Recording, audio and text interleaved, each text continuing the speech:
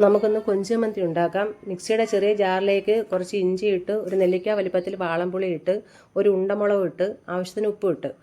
ഉണ്ടമുളക് ഇട്ടെന്ന് വെച്ചാൽ ഉണ്ടമുളക് ഇടുമ്പോൾ ആ ചമ്മന്തിക്കൊരു മണവും പ്രത്യേകിച്ചൊരു ടേസ്റ്റും കിട്ടും. അതിനുശേഷം കുറച്ച് അധികം കൊച്ചുള്ളി ഇട്ട്, കൊച്ചുള്ളിക്കും രുചി കൂടും ചമ്മന്തിക്ക്.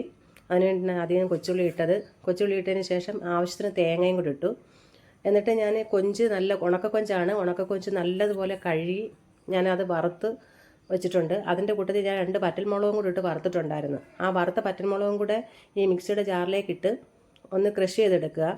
അതിനുശേഷം വറുത്ത് വെച്ചിരിക്കുന്ന കൊഞ്ച് അതിലേക്കിടണം.